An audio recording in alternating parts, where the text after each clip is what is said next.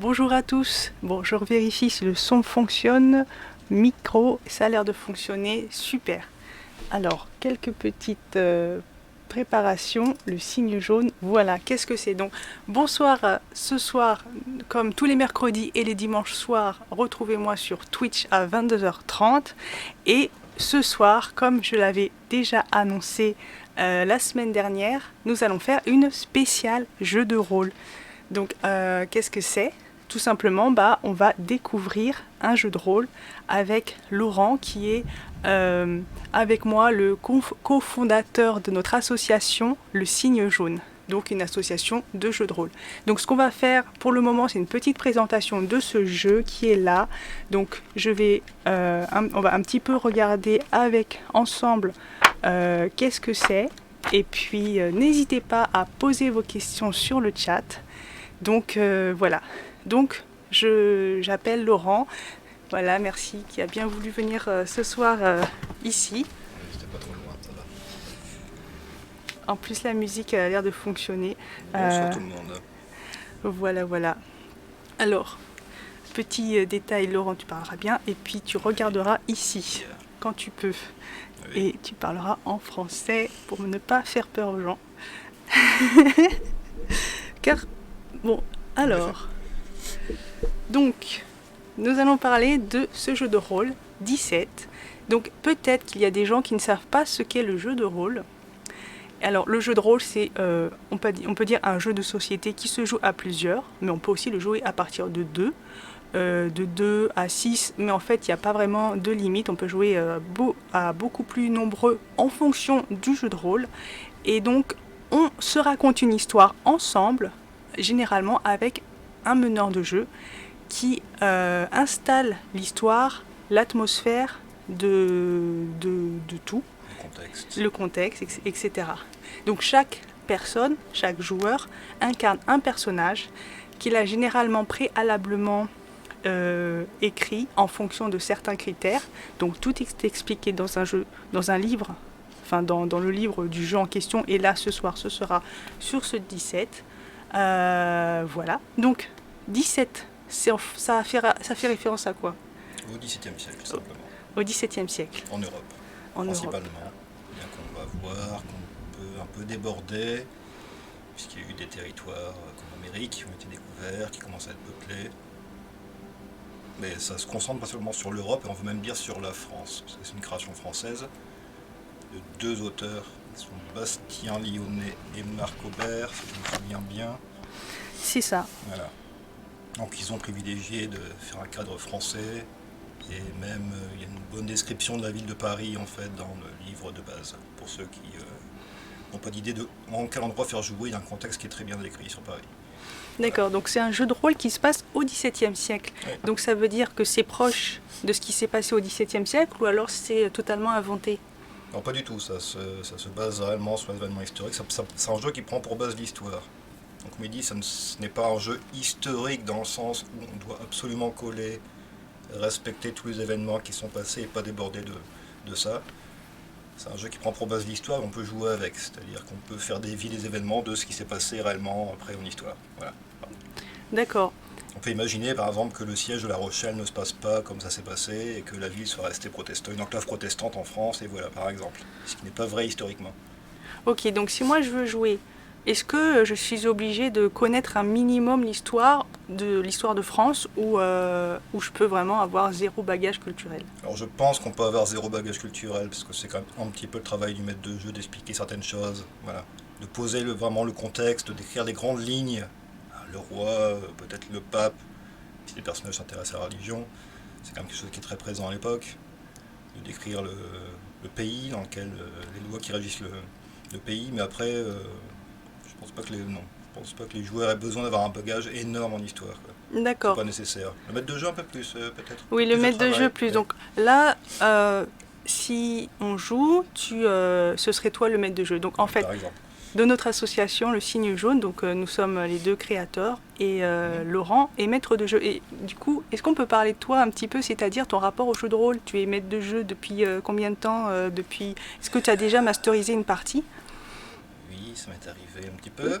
Je fais du jeu de rôle depuis 1986, c'est-à-dire... Non. Oui, il y a des choses avant. 1986? Le siècle précédent. J'ai commencé le jeu de rôle quand C'était presque au XVIIe siècle. C'était presque au XVIIe siècle en fait, hein, c'est pour ça que je suis assez à l'aise avec ce jeu. J'ai commencé quand j'avais 11 ans en fait.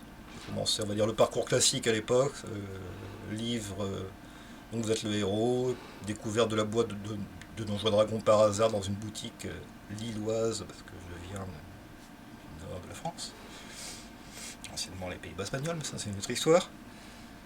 Et puis j'ai vite rejoint en fait un club de jeux de rôle dans ma ville, où donc j'ai passé 1 an en tant que joueur, j'étais le plus jeune joueur du club, et l'année d'après, donc à mes 12 ans, j'ai commencé à masteriser des jeux en fait.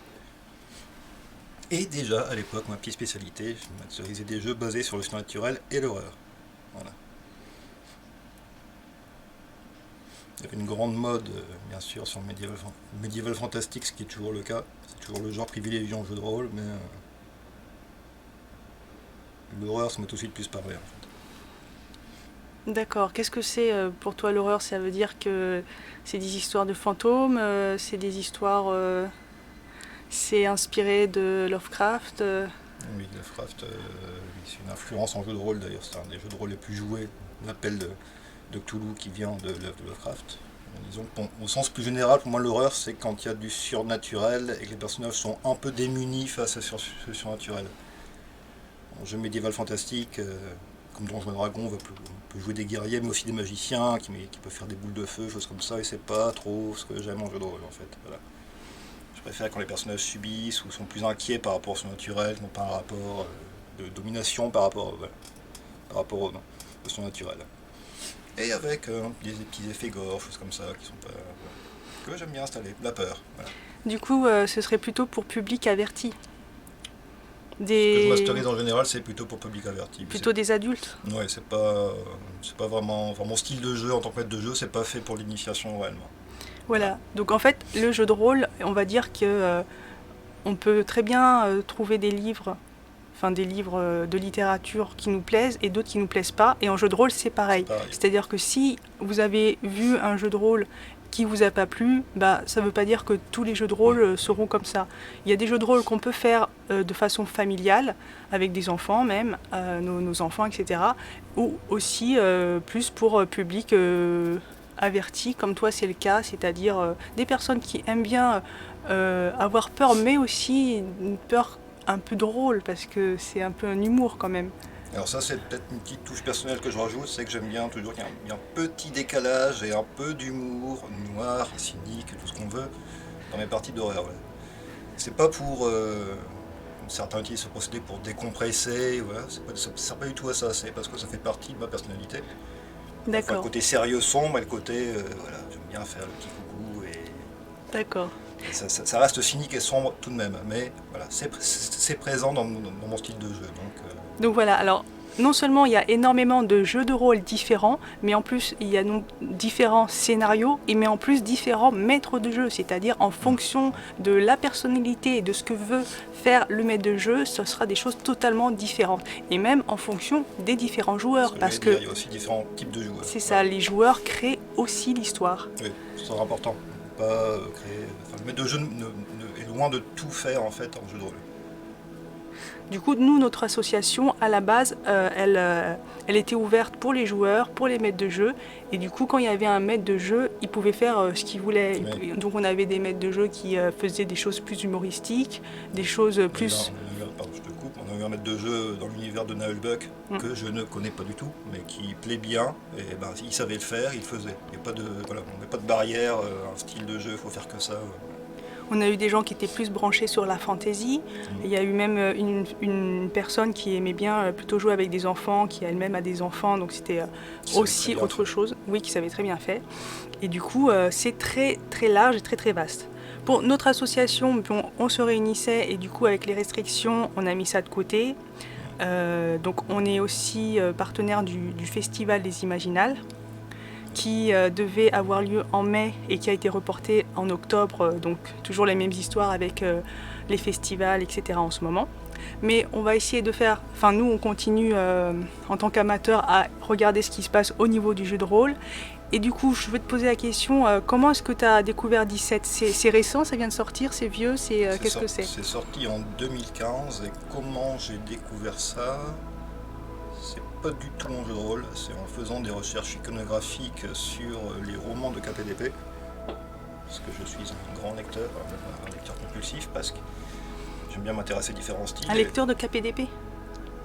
Assez peu, justement, je trouve assez peu d'œuvres satisfaisantes, mais comme c'est quand même un genre qui est très français, on va dire franco-espagnol. Il y a beaucoup d'auteurs très importants en France, Alexandre Dumas. Alexandre Dumas, les Trois Mousquetaires. Les Trois Mousquetaires qui étaient 4. Les trois, ils étaient 4. Et non 10. Et en contemporain, on peut citer Arturo Pérez Reverte, qui a créé la saga du Capitaine à la Tristesse. J'espère que je prononce bien, parce que je ne suis pas du tout spanichophone. Qui a été adapté au cinéma, je crois, avec Viggo Mortensen, que j'ai pas encore vu. J'ai souvent du mal à voir des films adaptés d'œuvres littéraires, mais ça c'est mon biais personnel. Parle plus fort. Ouais. Donc ça c'est un autre. Les gens connaissent peut-être cet auteur-là aussi pour son roman Le Club d'Humains, qui a été adapté sous le nom de La 9e Porte par Roman Polanski. Ah, La 9e Porte, ouais, assez connu. Avec du fantastique à la fin, et où il y a quelqu'un qui essaye d'invoquer le diable, c'est ça ? Non, c'est pas ça, j'ai oublié. Qui essaye de pénétrer dans la connaissance et le monde du diable, en gros, qui côtoie depuis un bon bout de temps dans le film. C'est pas Johnny Depp ? Si, c'est Johnny Depp. Johnny Depp, ouais. Et la femme de Polanski, c'est Emmanuel Seigné, je crois, qui joue le rôle de Lucifer. Ah oui, d'accord. Il faut savoir que le film ampute le roman de la moitié, en fait, parce que le roman s'appelle Le Club d'Humains, et il y a au moins la moitié du roman qui est fait sur la recherche de manuscrits d'Alexandre Dumas. Il y a des choses qui sont attenantes aux Trois Mousquetaires également. Donc c'est vraiment ce qui intéresse Arturo Pérez Reverte. C'est un sujet qu'il traite continuellement dans son œuvre. D'accord, alors je suis pas sûre, j'essaye de gérer aussi un peu la technique. Dites-moi dans le chat, s'il vous plaît, si le son est correct. Est-ce que vous entendez bien lorsque Laurent parle ou pas ? Non, je me colle un micro comme ça. Oui, mais tu peux faire un ASMR en fait. Je pense qu'il faudrait que tu t'approches un peu plus du micro quand tu parles, je crois. J'en sais rien, il faudrait que quelqu'un me dise un petit peu un retour éventuellement. Mais bon, c'est ça le bonheur du direct, et surtout là j'ai aucun moyen de voir le retour du son. Voilà. Ok, du coup, 17. Qu'est-ce qu'on fait ? Alors je vais l'ouvrir un petit peu ou Oui, parcours déjà un peu l'ouvrage. Qu'est-ce que c'est ? Qu'est-ce qu'on peut en dire ? Ça se joue Alors, le concept est simple en fait. Ça se joue dans le style KPDP. Donc on joue un personnage humain au XVIIe siècle en Europe. Voilà. Beaucoup de combats. L'escrime est très important dans le jeu. Mais ce qui est important, c'est que votre personnage est un possédé. En fait, il y a un esprit qui possède le personnage et qui lui donne accès à certains pouvoirs. Il est possédé par quoi ? Par un esprit. Il vient d'où cet esprit ? Alors, c'est... Désolé pour le son, hein, c'est un peu... On va commencer par une petite paresse du jeu peut-être. C'est que les auteurs du jeu laissent la liberté par rapport à ça. C'est-à-dire qu'ils ne donnent pas une version définitive d'où viennent les esprits. Il laisse 5 ou 6 pistes, je crois, exploitables par les maîtres de jeu. Alors certains vont trouver ça compliqué comme jeu pour commencer, par exemple, en se disant zut, j'ai pas d'univers construit, j'ai pas vraiment de référence, je ne sais pas d'où viennent les choses qui motivent le jeu et le système. Les maîtres de jeu plus expérimentés vont plutôt trouver ça plaisant parce que ça laisse une grande liberté finalement et la possibilité de vraiment s'accaparer le jeu, je trouve. Enfin, moi c'est mon cas. D'accord. Je trouve que ça permet de construire le jeu qu'on veut. Parce que si on n'a jamais fait de jeu de rôle, est-ce que par exemple on peut acheter ce livre et commencer à ce qu'on appelle masteriser, hein, c'est-à-dire proposer une partie en tant que meneur de jeu ? Alors je dirais oui parce que finalement le système est relativement simple. Dans ce livre tout est expliqué. Oui. Les règles sont simples, le système est simple. Après, je pense un maître de jeu débutant va peut-être se trouver écrasé parce que j'expliquais sur peut-être ce manque de version définitive de l'univers et aussi le contexte historique, qui peut paraître très lourd à certains maîtres de jeu débutants. On se dit, est-ce que je vais pas faire des impairs historiques Alors de toute façon, faire des impairs historiques, ça va arriver à tout le monde dans la partie, même à des maîtres de jeu expérimentés, va-t-on dire. Et ça, c'est pas une catastrophe non plus, quoi. Ça reste un jeu de rôle. Je dis pas qu'il faut faire n'importe quoi avec l'histoire, mais on peut prendre des petites libertés, ça c'est pas non plus... faut pas être catastrophé si jamais... Du coup, c'est réaliste. Je peux pas jouer un elfe. Alors, on joue que des humains, et c'est en effet un jeu réaliste. Je peux pas jouer un fantôme ou. Non. D'accord. Quoique, ça on verra. Et je joue un noble, je peux jouer un paysan, une sorcière ou. Est-ce qu'il y a des sorcières? Il y a des sorcières à cette époque, au XVIIe siècle. Oui, c'est un élément important de l'univers aussi, c'est qu'au XVIIe siècle, c'est la grande époque de la chasse aux sorcières, contrairement à ce qu'on pourrait croire. C'est pas du tout Moyen-Âge, c'est au XVIIe siècle. Et ça se passe, ce n'est pas l'Église qui brûle les sorcières, ce sont les tribunaux laïcs. Qu'est-ce que c'est, un tribunal laïque? Ce sont les tribunaux des villes qui ne sont pas dirigés par l'Église, justement, qui sont dirigés par les bourgeois de la ville, par les autorités de la ville, mais les autorités laïques. Donc en fait, oui, on accuse les gens qu'on n'aime pas d'être des sorciers, et puis après les gens, en fait, c'est n'importe quel prétexte est bon pour accuser quelqu'un qu'on n'aime pas et pour l'éliminer, quoi. Et savoir que historiquement, la preuve de l'innocence, c'est la bonne réputation de la personne.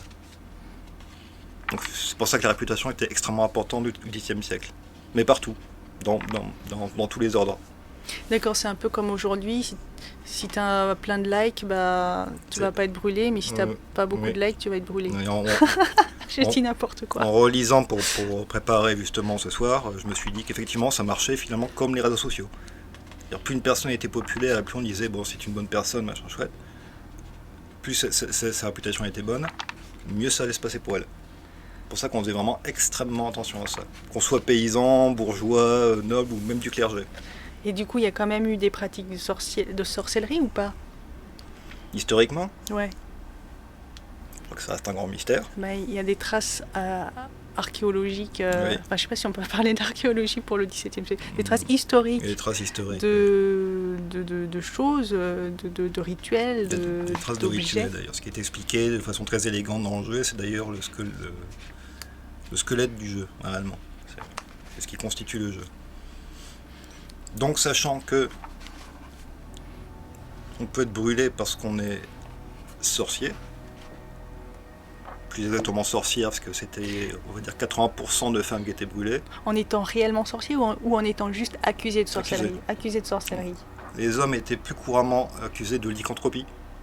On va dire que le pourcentage inverse, c'est 80% d'hommes qui étaient accusés de de lycanthropie, qui étaient brûlés aussi. D'accord, c'est-à-dire qu'ils étaient trop poilus? C'est-à-dire qu'ils étaient trop poilus, on prêtait un comportement bestial, des habitudes bestiales, se déplacer à quatre pattes, attaquer les gens dans les bois, tout ça. Voilà. Ça, c'était vraiment, on va dire que c'était réservé aux hommes, on n'en parle pas beaucoup de ça en fait. Il y avait des femmes lycanthropes? Oui. Je crois qu'il y en a aucune, il y a peu de traces, voire aucune trace de ça. C'est vraiment des hommes. Ok. Et ça, on n'en parle pas beaucoup de cette chose. Et ce qui faisait peur aussi, c'était la possession. Et ça aussi, ça pouvait conduire au bûcher. Ok. Et comment on reconnaissait une possession? Alors, il y avait plein de signes qui ont été donnés dans le fameux livre, le Malleus Maleficarum, qui date du XVe siècle, qui d'ailleurs a été interdit par l'Église, qui a été mis à l'index par l'Église, parce que ça n'allait pas avec les concepts de démonologie, ça prêtait trop de pouvoir au diable et aux démons, que ce que l'Église voulait bien leur accorder. Mais ça a été écrit par un homme d'église. C'était écrit par 2 dominicains, Insitori et Sprenger. Des religieux quand même. Des religieux, oui. Donc c'est ambigu quand même. Il n'y a pas d'un côté les religieux, ils sont pour la chasse aux sorcières et de l'autre, en fait il y a de tout partout, quoi. Oui. On va dire que la position officielle de l'Église à l'époque, c'est que la sorcellerie, c'est de la superstition. D'accord. L'Église ne fera jamais de procès en sorcellerie. Le pape ne reconnaît pas la sorcellerie, d'ailleurs ne reconnaît pas ce livre, le Malleus Maleficarum. D'accord, en fait c'était une fake news? C'était un peu une fake news. Okay. Ce qui va se passer, c'est qu'au niveau local, des abbés, des curés installés très localement dans les villages et petites villes, pour accompagner le pouvoir local, vont plus ou moins accompagner ces procès en sorcellerie, sans jamais s'impliquer totalement. C'est vraiment une affaire laïque, le procès en sorcellerie. Il faut bien se mettre ça en tête. Ce qui ne simplifie pas la tâche des personnages, c'est comme je viens de dire, la possession, on brûle aussi les gens pour possession, et vous jouez forcément à posséder. D'accord. Donc il va falloir rester discret tout le long du jeu, en fait. Ok, et c'est quoi le but du jeu alors? Alors, le but du jeu, c'est... donc votre personnage humain peut avoir des objectifs. Alors, quels sont les objectifs? Mener une vie paysanne tranquille. Ou c'est le joueur c'est le qui joueur choisit. qui décide. Il peut vouloir devenir roi? Il peut vouloir devenir roi, il peut vouloir s'illustrer dans de hauts faits d'armes. Et à cela se superpose la personnalité et la volonté de l'esprit. Parce que l'esprit qui vous possède veut atteindre comme but également. En général, les esprits possèdent des gens dont les buts vont plus ou moins dans le même sens que les leurs. Et quels sont les buts des esprits? Ça peut être n'importe quoi. Ça peut vraiment être n'importe quoi. Et c'est encore une fois le joueur qui décide? C'est le joueur qui décide de la création du personnage. D'accord, donc le joueur crée à la fois son personnage et le personnage de l'esprit qui le possède. Et c'est deux personnes différentes, enfin deux personnalités différentes. Ouais. Et du coup, est-ce que l'esprit qui nous possède, il nous empêche de bouger, de faire des choses? Comment ça se passe? Non, en général, ils ne font pas ça, parce que c'est très compliqué pour Ils ne eux. nous contrôlent pas en fait. Ils ne contrôlent pas réellement. Donc comment ils agissent sur nous, sur les gens possédés? Alors, ils agissent par une caractéristique qu'on appelle la mésentente. Si jamais les buts ne vont pas dans le même sens, ça sera plus difficile d'avoir accès au pouvoir de l'esprit. Et il prend le contrôle aussi quand on rate le jet de présence. D'accord. Alors, est-ce qu'on peut parler des jets? Du système. Qu'est-ce que c'est un jet et on jette quoi? Alors, c'est un jeu qui se joue simplement avec des dés à 6 faces, qui sont les dés les plus communs. En jeu de rôle, on utilise beaucoup de dés différents. Et 17 n'utilise que les dés à 6 faces. Alors on jette les dés, à quel moment, quel dé? On jette les 6 dés à chaque fois? Pas nécessairement. C'est un système que les auteurs ont décidé de baptiser le système FAST. C'est un système rapide et c'est le même système pour toutes les actions du jeu. Ok. Que ce soit observer, être discret, combattre, lancer un pouvoir d'esprit, lancer un sortilège, ce sera toujours le même schéma. Ok. Oui. C'est-à-dire que vous avez le personnage a un attribut. Alors j'ai montré la fiche de personne, des pré-tirés peut-être, ils étaient là. Vas-y, continue. Un attribut. Donc en fait, la création, on a 5 attributs qui sont, si je ne me trompe pas, qui doivent être adresse, corps, intellect, bagou et perspicacité. Je crois que c'est ça. Alors, je suis désolée, sur la caméra on voit pas très bien, mais je vais essayer. Attributs et compétences, intellect, adresse, bagou, perspicacité, corps, défense, initiative, panache, langue. Non, c'est pas ça. Non, ça, ce ne sont pas les attributs. Attention, touche pas le micro. Ce ne sont pas les attributs. Ah mince, il y a écrit attributs et compétences. Les attributs, ce sont que les 5 premiers attributs et compétences. Donc, Ah. les attributs, ce sont que les 5 premiers, en fait. Ah d'accord, la colonne de voilà. gauche. Attendez, je vais vous montrer sur celui-là, ce sera un peu plus simple. Alors, Je sais pas si on voit quelque chose. non mais c'est... Oui. Bref. Donc voilà, par exemple, vous voulez entreprendre, là, on va dire, une action de déguisement. Vous voulez vous déguiser. Alors, Donc ce personnage-là, il s'appelle Enzo Di Pascal, il est italien, de religion catholique, sa classe sociale c'est le tiers-état, métier comédien, caractère sociable, drôle, dépressif. ça, ce sont toutes les choses que le joueur choisit à la base de la création. Ok. On choisit le nom, on choisit la région le pays d'origine, on choisit la religion, on choisit sa profession, donc à quel ordre il appartient. S'il est paysan, bourgeois, noble ou du clergé. On peut faire la feuille de gauche. On peut faire la feuille de gauche, je pense, il n'y a pas de souci majeur. Voilà. Alors on recommence, parce que lui il est français, il s'appelle... Mais voilà, c'est... Voilà. Il s'appelle, alors est-ce qu'on m'entend? Hubert Moret, catholique, tiers-état, chirurgien barbier, à l'écoute, caractère à l'écoute, sincère et peu jovial. C'est un personnage sympathique. Donc, attributs et compétences. Donc, admettons que ce cher Moret. Hubert veut faire une action de perception. Ne fais pas de ASMR entre ta barbe et le micro, parce que je la vois frotter. Ça plaît pas aux gens Si, mais il faut faire une autre chaîne. Ah oui, bon, on fera une chaîne parallèle sur l'ASMR de ma barbe. Donc une action de perception. Donc on voit que perception, la compétence s'inscrit sous l'attribut perspicacité.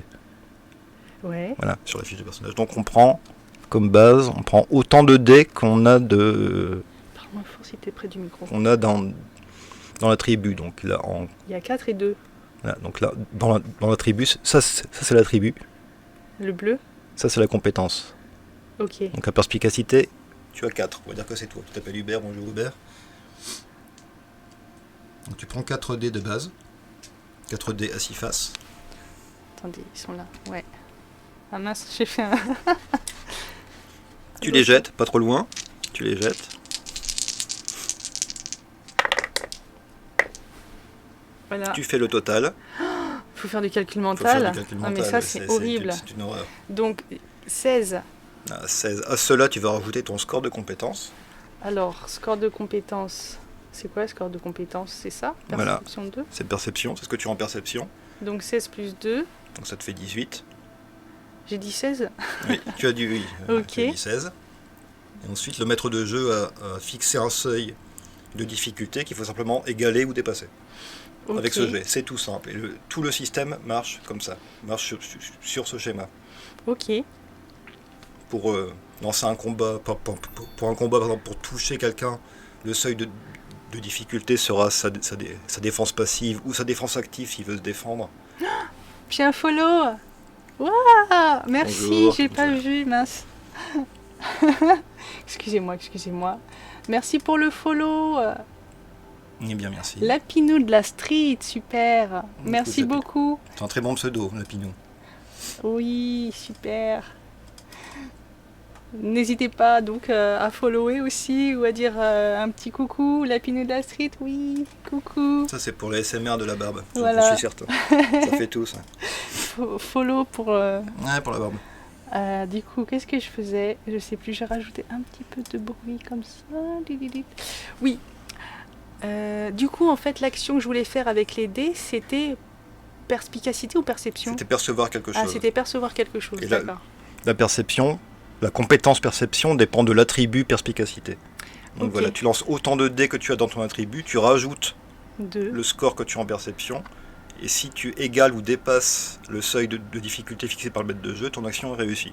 Et tout le système du jeu, toutes les actions du jeu fonctionnent là-dessus, comme ça. D'accord. C'est très simple en fait. Je suis démasquée, mais tu n'es pas démasquée, tu es bienvenue. Oui.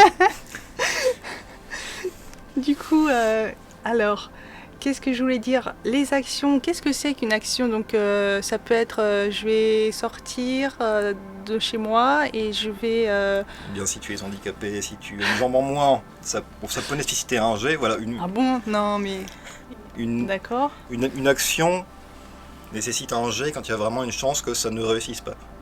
Quand il y a vraiment une difficulté qui peut se poser. Donc prendre un verre, manger, ça ne nécessite pas de jet. On peut faire un échec Ouvrez- sur un truc comme ça. Les maîtres de jeu méchants peuvent faire ça. Ouvrir une porte, bouger, ça ne nécessite pas de jet. Oui. Une action comme percevoir un bruit, comme être discret, comme combattre, lancer un sort, comme il y a des chances que ça échoue et que ça rajoute un stress, en fait, dans le jeu, un stress positif, on va dire. Ça ajoute un peu de suspense. Dans ce cas-là, ça nécessite un jet.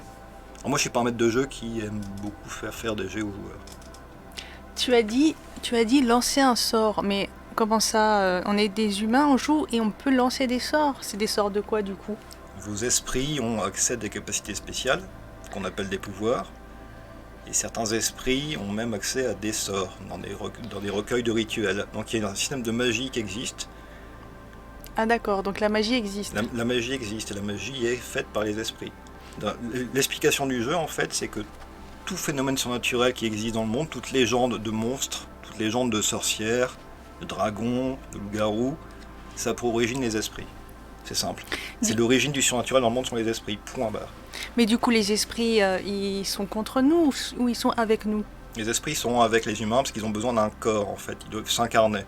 C'est-à-dire que sinon ils flottent dans l'éther, dans l'espace, on ne sait pas trop, même eux ne se souviennent pas très bien. puisque ils ont besoin de s'incarner dans un corps humain pour pouvoir se souvenir de leur capacité, de se souvenir d'où ils viennent, ce qu'ils faisaient avant, les incarnations passées qu'ils ont eues. Mais Voilà. l'humain, il est volontaire pour être possédé? Oui et non. Alors non dans la majorité des cas. C'est-à-dire que votre personnage a une vie tout à fait normale et un jour, comme ça lui arrive, ou un soir, il entend une voix qui lui parle dans sa tête. Et donc ça doit faire très très peur à l'époque. Il faut bien se remettre dans le contexte de l'époque et pas commencer à vouloir s'imaginer à jouer. Ah, c'est Cortana ou Alexa. Oui, maintenant c'est un peu ça, oui. C'est pas du tout un jeu de super-héros. Hein. Faut bien se mettre ça en tête. C'est qu'à la base, votre personnage qui vit dans un monde où il y a la superstition, la religion est très prégnante et tout ça, il va pas faire chouette, quelque chose parle dans ma tête. Et ensuite, il y a un rituel que certains esprits connaissent qui leur permet de choisir un descendant, c'est-à-dire le corps dans lequel ils vont s'incarner après, D'accord, donc il reste combien de temps dans le corps du joueur? jusqu'à la mort du personnage. Ok. Voilà.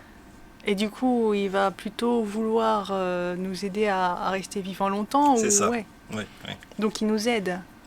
Il aide le personnage humain parce que ça lui permet de se souvenir de choses, parce que c'est une grande quête de l'esprit, c'est de se souvenir de ce qu'ils ont accompli avant. C'est ce qu'on appelle les quêtes de réminiscence dans le jeu en fait. C'est un élément important du jeu, c'est-à-dire qu'il y a des moments de jeu qui peuvent être incorporés à un scénario, qui peuvent constituer des scénarios à part entière, qui vont être destinés à recouvrer la mémoire de l'esprit. C'est-à-dire qu'il va se rendre dans des lieux où il sent qu'il y a une affinité, peut-être récupérer un objet qui lui rappelle une vie passée, et ça accordera des points d'expérience qui permettront de faire progresser le personnage et l'esprit. Voilà. Donc c'est important que les esprits entretiennent des bons rapports avec le corps dans lequel ils sont. C'est pas toujours le cas, ça peut être amusant à jouer aussi. Ok. Et ça, c'est le joueur qui décide ou c'est le maître de jeu qui décide que ça se passe bien avec l'esprit qui nous possède? On va dire que de base ça se passe bien. Après le joueur peut très bien créer son personnage humain avec telle personnalité, et l'esprit avec une personnalité totalement opposée. Donc il sait déjà qu'en jeu ça va poser problème. Mais c'est le joueur qui va choisir de s'imposer des problèmes qui peuvent être intéressants à jouer d'ailleurs. D'accord. Ok, alors on va revenir un petit peu au livre. Donc dedans, il y a des personnages pré-tirés, on appelle ça comme ça, c'est-à-dire, soit on peut jouer avec, ça peut être aussi des PNJ, des personnages non joueurs, Oui. que le joueur rencontre dans son histoire. Ça peut dépanner le maître de jeu en cours de scénario par exemple. Alors ces pré-tirés-là sont utilisés pour la mini-campagne qui sont à la fin du livre. D'accord, de base. donc Parce qu'il y a quand même une mini-campagne pour donner une idée de comment ça peut se passer. dans le livre, on a une campagne qui signifie en fait une histoire qui est qu'on peut suivre sur plusieurs séances. C'est ça, Ça dure combien de temps une séance de jeu de rôle? 4 à 5 heures D'accord. en moyenne. Et donc Moi j'aime bien faire durer ça plus longtemps, mais on va dire qu'en moyenne c'est ça. Ouais.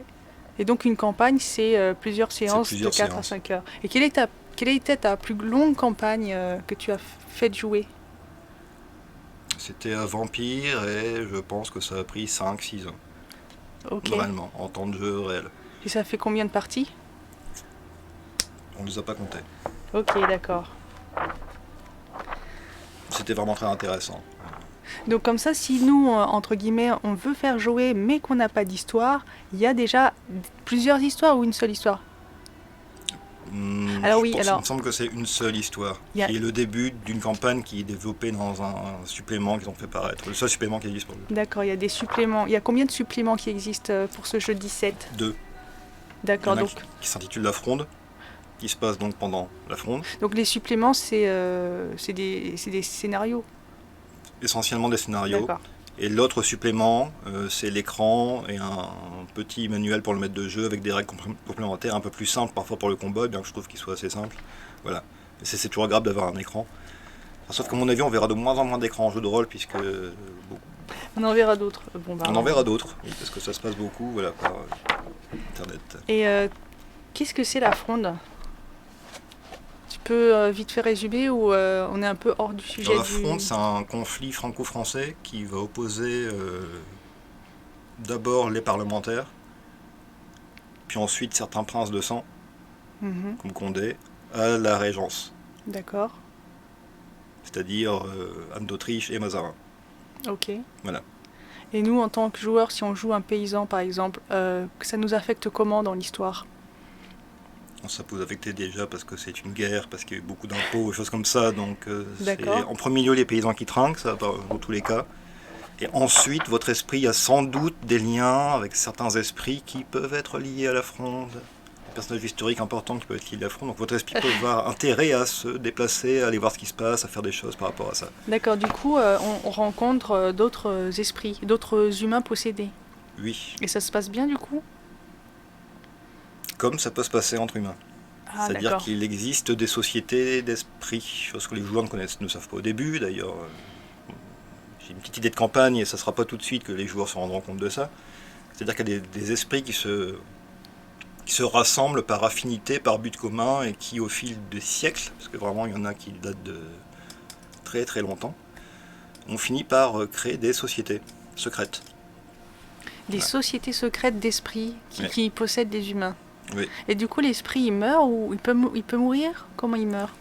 Oui, l'esprit peut mourir dans un cas très précis, c'est-à-dire si l'esprit devient une abomination. C'est-à-dire, l'abomination, ça arrive quand l'humain rate trop de jets de self-control. Alors, c'est où les jets de self-control? Alors, c'est expliqué dans la partie esprit, et ça dépend de l'attribut pouvoir. Plus votre esprit est puissant, plus c'est difficile de le contrôler, mais plus vous avez accès à des capacités importantes. Du coup, on a deux fiches de personnages? Une fiche pour le joueur et une fiche pour l'esprit? Non, les deux sont sur la même fiche. Alors, à la fin du livre, il y a une fiche de personnage, Qui n'est pas belle, mais mais elle est pratique. voilà. Donc, on peut enlever et photocopier ou télécharger sur un site. Donc la partie esprit est de l'autre côté, est au dos de la feuille. Ah, d'accord, donc recto verso. Voilà. Ou alors c'est tout petit. C'est tout petit, mais il y a quand même tous les pouvoirs de présence, donc qui sont les Attention, ouais, c'est désolé. Ok, est-ce qu'on regarde cette feuille ou est-ce que ça ennuie les gens? Dites-nous, Oui. bon, vite fait, on va regarder sans que ça ennuie les gens. Peut-être pour les gens qui connaissent pas, qu'est-ce que c'est le jeu de rôle. Ça n'existe pas. Donc, on incarne un personnage qu'on va faire ensemble, enfin, en fonction de ce qu'on veut. Donc, joueur, c'est moi, Oliman. Nom du personnage, je peux m'appeler comme je veux. Ou non, Lapinou, tu t'appelles Lapinou. Lapinou du Plessis. Et ça, c'est pas bizarre. Nationalité, donc toi, t'as déjà un petit peu réfléchi à un scénario, donc. Oui, ça se passera en Lorraine, dans le duché de Lorraine, pendant la guerre de 30 ans, D'accord. avant la Fronde. Et juste avant la Fronde, parce que la guerre de 30 ans se finit en 1900. En 1648, la Fronde débute en 1648. Donc on est entre deux guerres. C'est un moment charnière, vraiment. Oui. Et est-ce que la Lorraine, c'est la France? À l'époque, non. La Lorraine, c'est un État autonome. D'accord. C'est un État qui dépendait avant du Saint-Empire. Et c'est Charles Quint qui lui a donné cette particularité d'être autonome. Mais il se trouve un petit peu comprimé, c'est une zone tampon entre le Saint-Empire et la France. Donc c'est quand même important politiquement, à la fois pour la France et pour le Saint-Empire. Et il faut quand même lutter, les ducs de Lorraine essayent de lutter pour garder leur autonomie. D'accord, les ducs de Lorraine, ce sont les régions de la Lorraine. C'est ça, oui. Ils sont plusieurs. Il y en a un qui règne à chaque fois, bien entendu. Mais ils ont été plusieurs, oui, effectivement. Ok. À l'époque de la Fronde, à l'époque de la guerre de 30 ans, c'est Charles IV, me semble bien. D'accord. Alors j'ai vu dans le livre, alors on repartira sur la fiche de personnage tout à l'heure, qu'il y avait une petite chronologie pour ceux qui veulent se baser sur l'histoire. Parce que moi personnellement, le XVIIe siècle, en fait, je connais assez peu. Oui, c'est bizarrement une époque qu'on connaît par l'image des mousquetaires, mais qu'on n'approfondit pas, je trouve. Il y a assez peu de jeux de rôle qui se passent au XVIIe siècle. Ouais. C'est une époque négligée, je trouve ça dommage. L'Europe au XVIIe siècle, donc 1600, mariage d'Henri IV et de Marie de Médicis, etc. Attention, j'ai tout cassé. Et avec des petites illustrations qui sont des tableaux de peintres classiques, on va dire. Parce que je trouve ça très bien. Ça met vraiment dans l'ambiance. Ouais, c'est de l'époque. Ouais. On a encore le vernis et tout. Et du coup, quelles sont les caractéristiques du XVIIe siècle en fait? Enfin, pourquoi est-ce qu'on a décidé de jouer au XVIIe siècle? Alors, on a parlé, la chasse aux sorcières, c'était le XVIIe siècle. Qu'est-ce qu'il y a d'autres choses qui marquent cette On époque? va dire que ce qui va caractériser le XVIIe siècle, c'est la chute de l'Espagne, Ouais, qui était autrefois, c'est un État très puissant.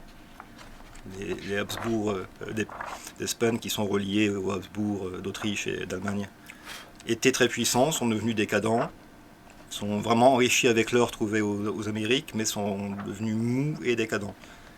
Et par rapport à ça, la France va prendre la place qu'on connaîtra après sous Louis XIV et au grand siècle qui est le XVIIIe siècle. Voilà. C'est vraiment ce qui caractérise le XVIIe siècle, c'est la France qui prend de la place en Europe, qui prend l'essor, et l'Espagne qui disparaît quasiment. L'influence espagnole qui disparaît quasiment. Ouais. d'accord. Alors que c'était l'État le plus puissant.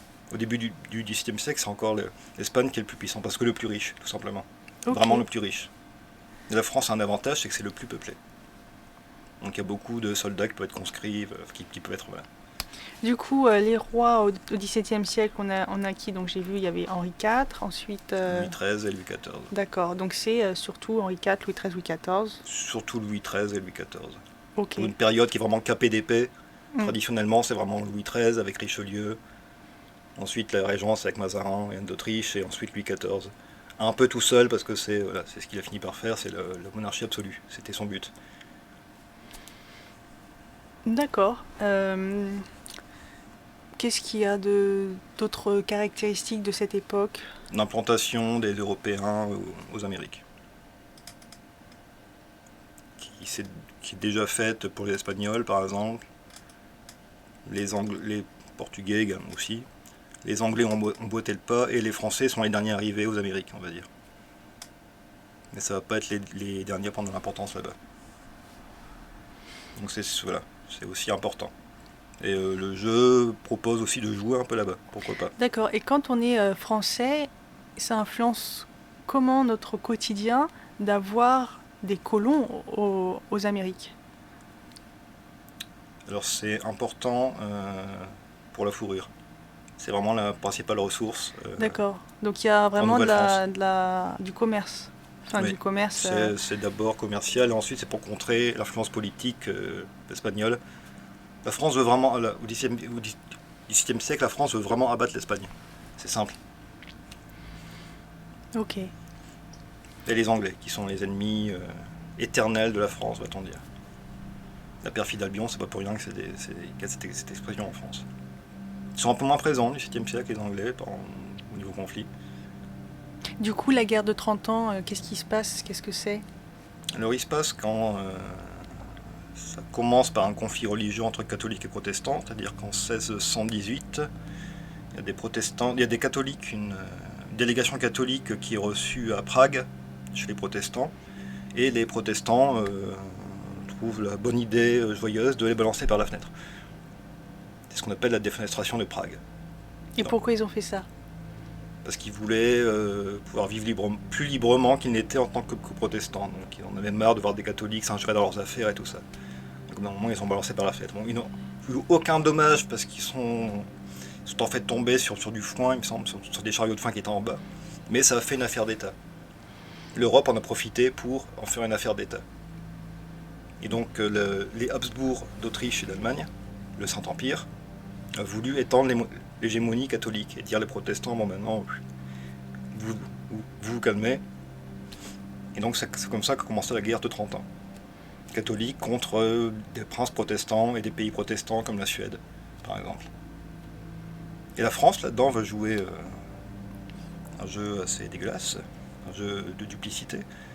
Que voyant que l'Espagne était engagée forcément côté Habsbourg et côté catholique, la France va prêter son concours d'abord financier et ensuite militaire aux protestants, alors que c'est un pays catholique. Et la France va s'opposer directement à l'Espagne et au Saint-Empire. Donc en fait, c'est pas du tout religieux, c'est plutôt politique. C'est comme beaucoup de conflits, ça prend prétexte de la religion et ensuite ça devient politique. Voilà. Il y a aussi des problèmes de succession en Autriche, qui vont trouver un arrangement par rapport à ça. Du coup, Mais ça embrase l'Europe et c'est un conflit monstrueux. Il faut s'imaginer que c'est l'apocalypse en Europe, vraiment, pour la population. Du coup, c'est un jeu de guerre où on incarne des soldats? On peut incarner des soldats. C'est pas l'intérêt du jeu n'est pas le combat. L'intérêt du jeu, le but du jeu, c'est vraiment la relation de l'humain avec l'esprit qu'il possède et ce que l'esprit va faire pour accomplir ses buts, parvenir à ses buts. Il se trouve que ça prend place dans un contexte historique chargé et que c'est intéressant aussi.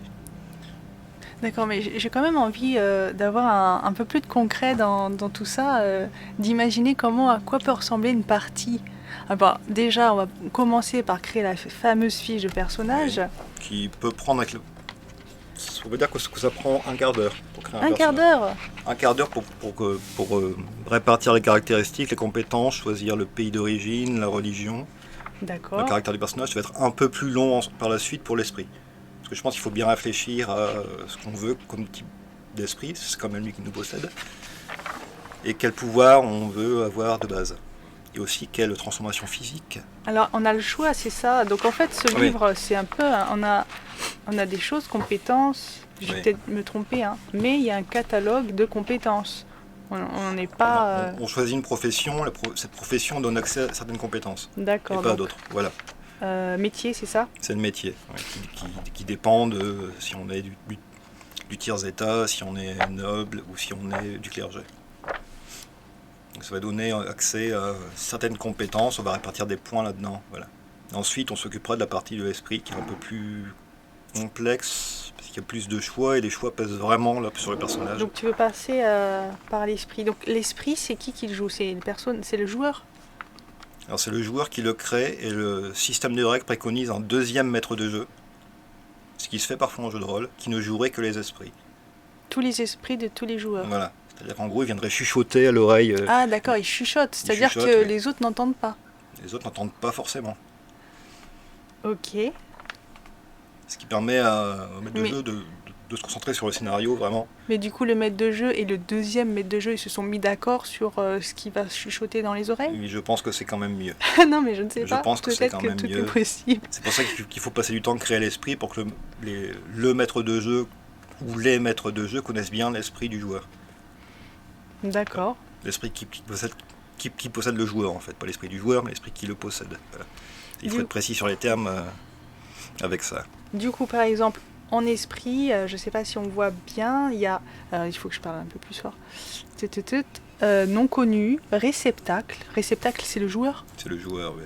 Clan. Alors, il y a des clans chez les esprits. Oui, ce sont les fameuses sociétés secrètes qu'on a évoquées un peu. D'accord. Avant. Il y a combien de clans? Mais j'ai pas envie de le dire. Ah, d'accord. Parce que Oui, mais du coup, quand le joueur va faire sa fiche, il le saura. il verra qu'il y a quelque chose qui est indiqué clan et le maître de jeu il dira oui, bon, on verra ça après, t'occupe pas. Ok, Voilà. du coup... L'astuce ah. classique des maîtres de jeu, oui, mais ça c'est pas grave. Alors, marque, Non, voilà. qu'est-ce que c'est La marque? marque c'est important. Je vais essayer de faire un petit zoom. La marque ce sont des manifestations surnaturelles, des phénomènes surnaturels qui apparaissent dans on va dire l'entourage ou la zone dans laquelle se trouve le personnage quand en général quand il rate un jet de contrôle de son esprit. Quand il réussit mal à contrôler l'esprit, C'est ça quoi un laisse une jet trace spirituelle, ça laisse une trace. C'est quoi un jet de contrôle de son esprit? Alors à chaque fois que l'humain Ouais. veut accéder au pouvoir que peut lui donner l'esprit, il doit faire un jet de maîtrise de soi, avec comme seuil de difficulté le seuil de contrôle, voilà, qui dépendent de l'attribut pouvoir de l'esprit. Donc c'est toujours le même système. D'accord, donc 4 dés de 6 qui doivent faire égal ou plus d'un certain nombre que tu auras Un décidé. certain seuil. Voilà. Ce sont un seuil de... Oula, pas beaucoup. 8. J'ai raté. Et du coup, j'ai raté mon jet. Ça veut dire qu'il va y avoir des phénomènes surnaturels qui vont se surnaturels. produire là où tu es. Et je peux les choisir? C'est plus un handicap, hein. C'est un handicap. C'est carrément à un l'époque, handicap. Sachant que voilà, c'est là où les chasses peuvent se déclencher. Alors les phénomènes surnaturels, ça peut très bien être la lune qui devient rouge, des chauves-souris qui se mettent à... Ouais, mais ça nous indique pas quel joueur a fait ça. Non. Bon, bah alors ça va, c'est pas trop... C'est pas trop, sauf que ça laisse quand même une trace et ça laisse quand même une suspicion qu'il y ait des sorciers, des sorcières dans le coin. Si c'est vraiment une petite communauté, Ok, ça va attirer l'attention sur peut-être les nouveaux arrivants qu'on ne connaît pas. ok. Ça peut être, alors, comme marque, il peut très bien avoir aussi des tableaux qui changent d'apparence, des Ah, c'est miroirs qui rigolo. se brisent, des animaux qui naissent avec deux têtes. Ok, Voilà, ce genre de choses qui sont plus ou moins tirées du Malleus Maleficarum, justement. Qui sont étrangement tirées du Malleus Maleficarum, ce qui est expliqué dans les règles pourquoi, mais ça je peux pas le dire parce que c'est la partie réservée au maître de jeu. Voilà, donc c'est toujours gênant de laisser des marques. ok. Tu veux pas nous en dire plus sur, pas ton histoire, mais enfin si, c'est-à-dire tu nous fais un petit teasing de ce que t'as... Comment dire? Comment est-ce que tu voudrais... Je sais pas, excusez-moi, je sais pas parler. Je, le fais- alors, dans la- Fais un petit teaser T'as écrit un scénario? je commence à rassembler les éléments pour écrire une campagne qui se passera donc en Lorraine pendant la guerre de 30 ans. D'accord. Donc en 1639? Non, non. Pourquoi tu rigoles? C'est pas ça. 1639, ça fait partie de la guerre, ça tombe sous le coup de la guerre de 30 ans. T'as dit les dates tout à l'heure. 1618, 1648. 1618? Ouais. Ok. Et la Lorraine est le duché de Lorraine est envahi par la France et la Suède, qui sont alliés, à partir de 1633. Je crois que le duc est chassé en 1634, il est obligé d'abdiquer au profit de son fils, qui est favorable aux Français, mais Ah lui ouais. aussi va devoir se barrer. Et en 1635, la France et la Suède occupent vraiment la Lorraine. Ce qui est D'accord. catastrophique pour la Lorraine. Parce qu'il faut savoir que tout au long de la guerre de 30 ans, la population lorraine a diminué de 75 à 80%. Ce qui Ouais. est énorme. Énorme. Ils ont fait limite un génocide. C'était limite un génocide. D'accord, le fameux génocide lorrain. Le fameux génocide lorrain dont on ne parle pas assez, je trouve. Lorrain, manifestez-vous. D'accord. Donc il y aura ça, il y aura survivre, on va dire, à la guerre de 30 ans, comme vous allez faire. Mais déjà, d'où viennent les personnages? Sont-ils paysans? Sont-ils soldats? Donc c'est un jeu de survivalisme. On va dire que c'est un jeu de survivalisme quelque part, oui, parce il faut rester discret. Ok. Il faut survivre et il faut rester discret, donc oui, voilà. Du coup, qu'est-ce que je vais dire? Je sais pas. Par exemple, on a le droit de jouer donc paysan, noble, tout ce qu'on veut. Oui. Jusqu'à des membres de l'église, si les joueurs le désirent. Ok. Et par exemple, vas-y, mets-nous au cœur de l'action de l'histoire que tu es en train d'écrire. Sans dévoiler trop, je sais que c'est un peu bizarre ce que je demande, mais C'est compliqué. concrètement, par exemple, je joue un personnage, je joue une jeune paysanne de 20 ans, on va dire, peut-être qu'elle est vieille à 20 ans, bref, qui se retrouve donc en 1620, je sais pas à quelle année tu veux. C'est à partir de cela. Et Je par pense exemple- que je vais faire jouer ça en 1638, à partir de 1638. ça va D'accord, tomber. du coup, en 1638, elle sait qu'il y a la guerre depuis longtemps. Ça dépend de son âge, mais Oui. en tout cas, elle sait qu'il y a la guerre, elle sait qu'il y a des étrangers qui envahissent. Donc, par exemple, je le joue duché. une personnage, une fille, et elle est dans sa maison. Elle sort de chez elle, sa petite maison. Donc déjà, je peux t'arrêter. Ah ouais, Parce que le principal problème, ça va être que beaucoup de paysans n'avaient plus de chez eux. voilà. C'était réquisitionné par les armées d'occupation, par également les armées du duc de Lorraine. Ok, Les bêtes étaient réquisitionnées pour nourrir les soldats, donc en général, les gens n'avaient plus de bêtes et beaucoup de paysans lorrains se sont réfugiés dans les bois. donc Bois où, bien entendu, il y avait les Les loups et les animaux. ours qui étaient revenus. Donc c'était vraiment très très simple de survivre à l'époque, puisque les gens n'avaient plus de maison. Faut savoir qu'il y a des villages qui ont entièrement été rasés. Mais rasés. Il n'y avait plus un habitant, il n'y avait plus rien, plus une pierre debout en Lorraine. Donc les gens étaient obligés de se réfugier dans les bois. Et il y a eu aussi des choses très très sombres. C'est ça qui m'intéresse dans la guerre de 30 ans, c'était très, très très très glauque. Il y a eu pas mal de cas de cannibalisme d'accord. qui ont été répertoriés par des abbés. Enfin, je suis en train de lire quelques textes là-dessus.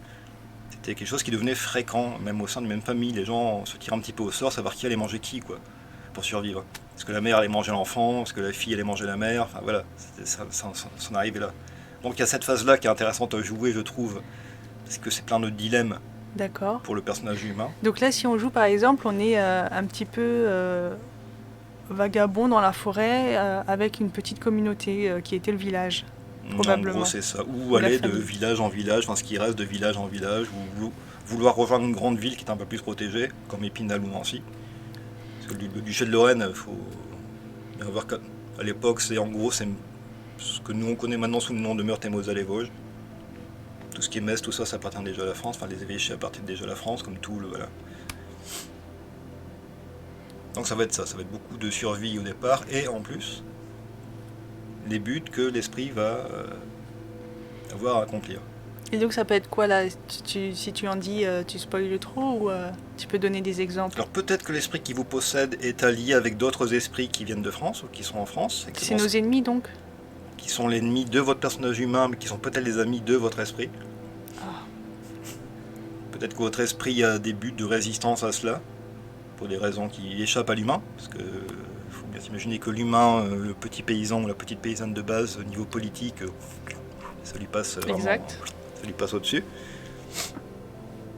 Donc ça c'est bien compliqué. Et ce que je voudrais faire aussi, c'est la découverte des différents clans, en fait. Les clans d'esprit. Différentes sociétés secrètes, et s'apercevoir que, comme il faut rester discret, peut-être qu'il y a certains esprits qui ont créé un ou des clans pour contrôler d'autres esprits, et les empêcher de trop se manifester, et qui eux-mêmes font la chasse, des esprits qui font la chasse aux esprits. D'accord, les esprits font aussi une guerre, Entre mais eux, sauf qu'ils n'ont pas d'uniforme, on ne sait pas à quoi ils c'est ressemblent. ça, voilà. Donc il y aurait un conflit interne. Peut-être que votre esprit ne s'en souvient plus, parce que votre esprit, j'expliquais, perd la mémoire au fur et à mesure de... Ah oui, pourquoi il perd la mémoire Quand il est désincarné, en fait, il perd un peu de sa personnalité. C'est-à-dire qu'il se souvient plus... Enfin, au fur et à mesure, il oublie un peu qui il est, il oublie un peu ses buts et tout ça. C'est pour ça que les esprits ressentent vraiment une nécessité de s'incarner. Sinon, ils ne le feraient pas. Ils le font pour rester eux-mêmes, en réalité. Pour être eux-mêmes. Voilà. Et donc peut-être, oui, qu'il existe cette société secrète de possédés qui eux-mêmes chassent les possédés. Les possédés qui ne seraient pas discrets. Des gens les possédés qui feraient trop étalage de... J'imagine que c'est pouvoir. ce qui t'a plu et que tu vas nous faire des tiroirs dans des tiroirs secrets. Non, c'est pas... Non. C'est pas du tout mon genre. Ok. Donc on joue par exemple, on essaye de survivre de village en village et puis on entend des voix. Qui vous demandent de faire des choses. C'est les premières manifestations d'un esprit qui nous possède. Oui. Alors ça va être le premier choix du joueur, et ça se passe déjà à la création du personnage. C'est quelle va être votre relation à l'esprit. Quelle va être la relation du personnage humain à l'esprit. Est-ce qu'il va vouloir refouler cette voix? Est-ce qu'il va vouloir ne pas s'en occuper Mais nous, enfin je veux dire, en Lorraine à cette époque, on est plutôt quoi, catholique? Oui, c'est catholique. Du coup, Et il y a beaucoup de procès de sorcellerie. voilà. L'Est, c'est un endroit où on a beaucoup brûlé, quand même, faut savoir. Du coup, tout ce qui est, on entend des voix, Soit tu cours en parler au curé du coin, ouais. soit ton personnage courant parle au curé du coin, soit il se dit mais si j'en parle, peut-être qu'on va se dire que je suis une sorcière ou possédée, qu'on va me brûler. Donc déjà là, premier dilemme. Dès les 5 premières minutes de jeu, il y a un dilemme qui se pose au personnage. Et donc on serait tenté de dire je vais pas en parler, mais imagine choisi d'en parler au curé. Oui. Et que hop, il me dit qu'on va me manger, et du coup il faut que je refasse une fiche de personnage. Pas forcément, tu peux essayer de trouver un stratagème pour t'enfuir. Et c'est là qu'une aventure peut commencer. Une aventure parallèle au scénario peut commencer. D'accord. Le personnage se sauve de son village, de sa communauté pour survivre. Et en même temps, essayer de s'acclimater à cette voix qui ne cesse de lui parler, lui demander des choses et de manifester des pouvoirs, voire même une apparence mystérieuse. C'est-à-dire une apparence mystérieuse. Il faut savoir que quand on passe en présence, c'est-à-dire lorsque l'on utilise les pouvoirs de l'esprit, l'apparence humaine se modifie. Alors, tu utilises des mots lorsqu'on passe en présence. La présence, c'est ce qui permet d'avoir accès au pouvoir surnaturel de l'esprit. C'est écrit où? C'est écrit dans la fiche de personnage? C'est pas écrit dans la fiche de personnage, mais c'est pour ça qu'on fait un jeu de maîtrise de soi, c'est pour réussir à passer en présence. D'accord, on va dire que c'est un jet de présence? Oui, c'est un jeu de présence, oui. À un moment, on passe en présence. C'est un terme... Voilà. C'est un peu un terme technique pour dire que on communique avec l'esprit? Non, plus précisément, on accède au pouvoir surnaturel de l'esprit. Ah oui. On connaît les pouvoirs surnaturels de l'esprit? Alors oui, parce que c'est le joueur qui les choisit à la création, mais en temps de jeu, en roleplay, le personnage ne le sait pas. Le personnage ne le sait pas, et l'esprit peut lui mentir. Ah, pourquoi? Quel intérêt il aurait à lui mentir? Peut-être qu'il y a certains pouvoirs qu'il trouve dérangeants ou trop difficiles à supporter pour un cerveau humain qui connaît rien du tout au surnaturel. C'est quoi les pouvoirs? Tu veux nous en dire ou alors ça spoil trop? Et c'est quelle page? C'est dans la partie esprit. Germophobe, c'est pas ça? Non, ça c'est la personnalité de l'esprit. Je pense que c'est un peu après. Ouais. Ça, Attention au micro. ça, c'est la partie dans le monde des esprits. Hop, ça c'est le choix de comportement. Donc ça, ce sont les traits physiques. Oui, que mais l'on- tu montres à personne. Bonjour. Regarde. C'est ici. Ouais. Donc ça c'est la petite table des traits physiques que l'on a lorsque l'on passe en présence. C'est-à-dire que l'apparence humaine se modifie très légèrement. C'est en général assez discret tout de même. Mais ça suffit pour qu'un non exercé puisse se dire qu'il y a quelque chose de pas normal qui se passe. D'un coup, on peut maigrir de 10 kilos. Oui. Alors, je vais lire trait d'esprit. Donc, quand on passe en présence, c'est-à-dire quand on fait appel au pouvoir de l'esprit, Oui. on a forcément un trait physique. À la base, on a un trait physique. Et plus l'attribut pouvoir de l'esprit augmente par expérience, plus vous avez de manifestations physiques lorsque vous passez en présence. Mais comment on jette un dé? Le joueur choisit. Vous pouvez en inventer. Ah, ok. Donc, soit on a absence d'ombre, allergie au métal, barbe et moustache rousse, bouche grande ouverte, changement de main dominante, cheveux frisés, cicatrice sur le torse, canine pointue, écaille sur une partie du corps, fourrure sur le dos des mains, grandi de 10 cm, grossi de 10 kg, langue fourchue, maigri de 10 kg, etc., etc. Et ça, tu dis que ça, on a trouvé ça inspiré du Malleus Maleficarum, c'est ça? Oui, ce sont des signes de présence De diable. de diables, de démons, choses comme ça, voilà. Et donc là, c'est aussi une étape pour votre personnage humain. C'est à se rendre compte que quand il accède à la capacité spéciale, tout d'un coup, il y a du poil qui pousse sur les mains, ou j'ai mes yeux qui deviennent verrons, par exemple. Donc, voilà. C'est assez discret tout de même, mais il faut le dissimuler. Donc on parlait tout à l'heure du choix des pouvoirs de présence. Voilà. Donc par exemple, on a annulation du poids. Ça permet de marcher au plafond, sur les murs. Ah d'accord. Ah c'est rigolo. Oui. Antidétection. On n'en a qu'un seul ou on en a plusieurs? Vous avez un capital de points pour en acheter à la base. Voilà. D'accord, il y Et a au fur et à mesure de l'expérience, coup, 3 points de liaison, Voilà. 3 points de liaison. Arme invoquée. Aura diabolique. ce qui sert à plus intimider les gens. Balle parfaite. Alors il y a des spécificités de combat. Oui. Alors je sais que dans le jeu de rôle, il y a plein de gens qui aiment le combat. J'avoue, je suis moins là-dedans, mais je suis moins là-dedans parce que je vais vous lire ce que c'est. L'esprit accélère la vitesse des projectiles tirés par le possédé, les rendant ainsi plus mortels. Les effets des attaques visées à distance se calculent maintenant avec adresse plus intellect plus 1d6 au lieu de adresse plus 1d6. Voilà pourquoi je ne pourrais pas faire MJ tout de suite. Enfin, moi, j'ai fait... Il y a plein de petits points de règle comme ça. J'ai masterisé, mais j'ai évité les combats. On peut très bien faire des histoires sans On aucun peut très combat. bien faire des histoires sans combat. Mais il y a des choses qui sont présentes pour le combat parce que c'est quand même un jeu de KPDP à la base. KPDP sont Du coup, naturels. on a des épées? Bah pas forcément. Ouais. Alors, qu'est-ce qu'on fait pour avoir des épées? Mais tout le monde peut avoir une épée. Tout le monde peut porter une épée, contrairement à une idée reçue également. Il n'y a Ah. pas que les nobles qui peuvent porter l'épée. École du coup parfait. Ça, ce sont toutes les différentes écoles d'escrime, parce qu'il y a un chapitre du livre de base qui est consacré aux différentes écoles d'escrime, qui accordent des bonus en combat et des capacités spéciales, comme aveugler l'adversaire, comme être plus rapide, comme avoir l'initiative en combat, les bottes secrètes, des choses comme ça. Il y a différentes écoles d'escrime qui sont décrites. Ce sont inspirés des vraies écoles. Ils sont inspirés de vraies écoles d'escrime, car un des auteurs, je ne sais pas lequel des deux, est escrimeur lui-même. Voilà. Donc c'est assez documenté. Donc, on ne commence pas en ayant une école d'escrime. C'est quelque chose qu'on doit acquérir en cours de jeu, par l'expérience, en se rendant dans une école, en apprenant différentes techniques. Voilà.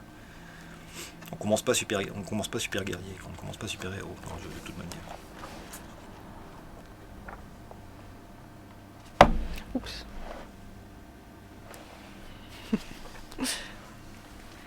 Ok, bah c'est bien, on a déjà parlé 1h09, donc merci aux personnes qui sont là. On peut faire, enfin là je te laisse faire une pause en restant sur place. Donc moi aussi je vais boire un petit peu. Oui. Donc merci aux personnes qui nous rejoignent. Donc nous parlons jeu de rôle et nous parlons plus précisément du jeu de rôle qui s'appelle 17 Fil de l'âme. au fil de l'âme, c'est ça.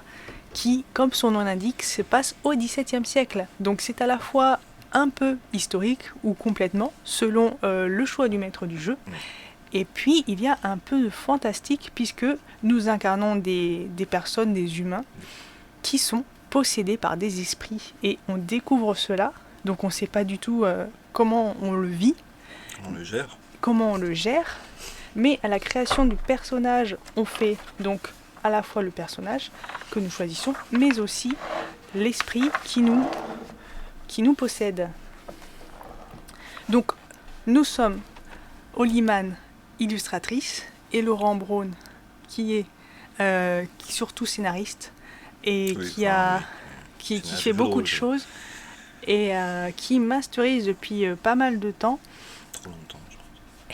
Et surtout, comment dire, ses préférences vont au style horreur, ambiance d'horreur, sombre, etc. Oui. Avec quand même parfois un certain humour sombre également. Mais quand même, tu aimes aussi les précisions historiques. Et je raffole de précision. J'ai besoin qu'un univers de jeu de rôle repose sur des bases historiques concrètes qui ont existé, des références, on va dire concrètes, et voilà. D'accord. Et j'ai beaucoup de mal avec, alors, contrairement à beaucoup de rôlistes, j'ai beaucoup de mal avec les univers totalement inventés. Style Donjons et Dragons, même le Seigneur des Anneaux, je suis désolé, mais j'ai du mal avec ça. J'ai du mal avec les univers qui reposent pas sur l'histoire. C'est un biais personnel. Non, mais Et t'excuses c'est pas. ma manière de faire. Je Il y a- m'excuse pas du tout, je m'excuse jamais en général. Non, mais de toute manière, il y a autant de jeux de rôle que... Enfin, on en invente tous les jours, tout le temps.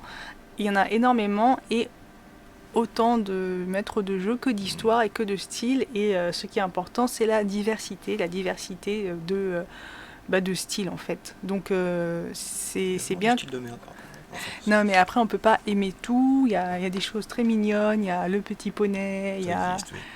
il y a plein de choses. Donc nous, c'est vrai qu'on aime bien les trucs un peu sombres. On a joué à Vampire. Moi, Vampire, c'est mon jeu préféré. Sachant que j'ai pas joué à beaucoup de jeux, mais bon, voilà. C'était mon jeu préféré. Oui, on a commencé une campagne et elle a été stoppée par les questions, les restrictions sanitaires.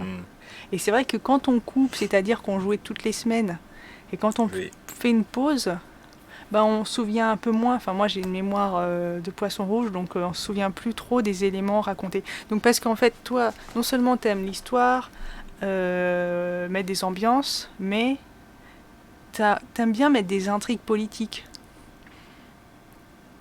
Oui.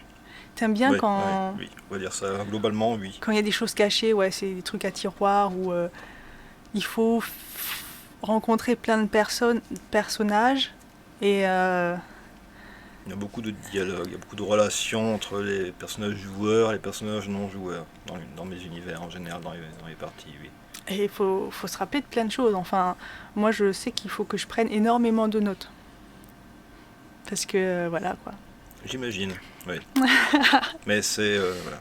J'aime l'horreur et j'aime les romans d'espionnage, par exemple. J'aime beaucoup la littérature d'espionnage et le roman noir en général, mais le roman d'espionnage, j'aime beaucoup. La complexité, voilà. Comme tu dis, les différentes intrigues à tiroir, j'adore ça. Du coup là, il y aura de l'espionnage.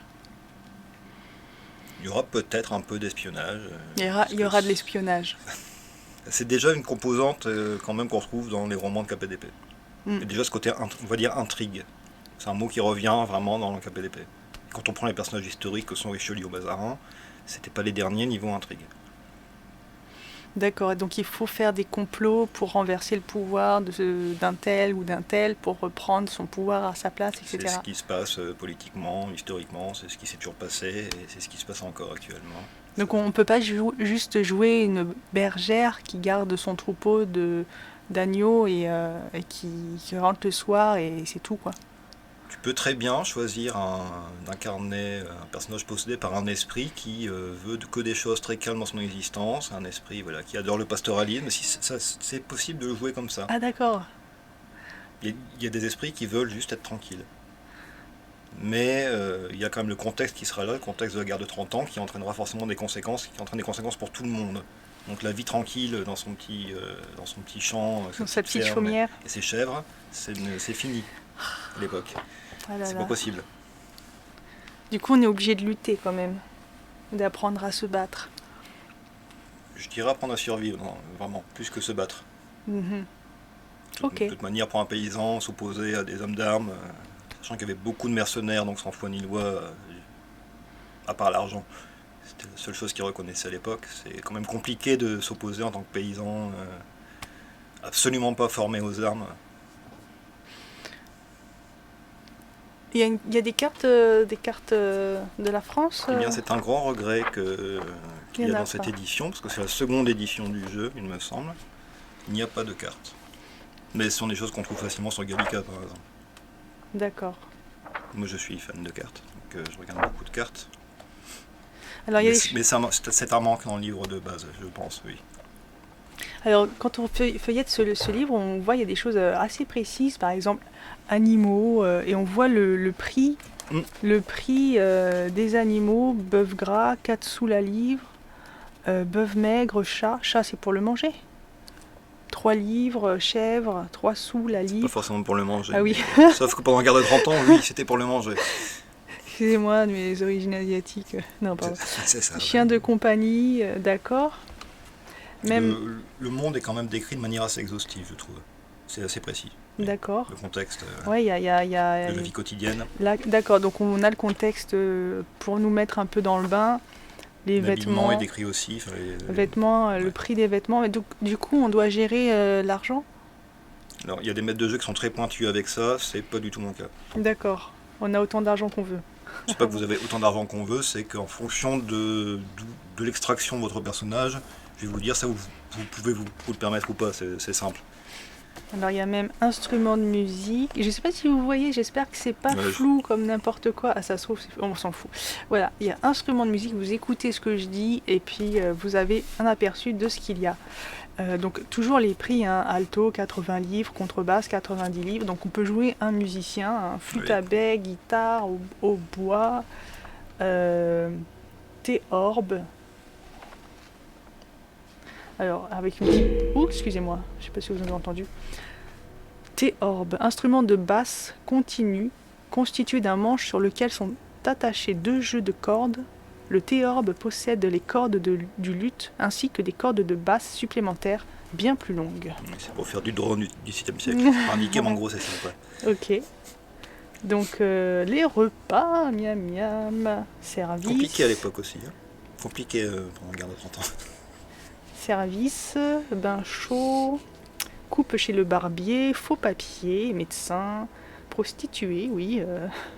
Soin du cheval chez le palefrenier. On a beaucoup de chevaux à l'époque? Les nobles ont des chevaux. Ah bah bien sûr. Les paysans ont des chevaux pour l'élevage parfois. Les paysans très riches. Les éleveurs très riches. Mais dans le contexte précis de la campagne, en général, le cheval sera un animal très difficile à avoir puisque c'est réquisitionné par les troupes qui parcourent le duché de Lorraine.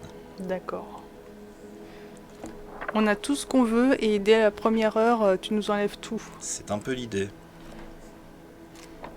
Ça met déjà un petit stress en début de partie comme ça, ce qui est toujours agréable.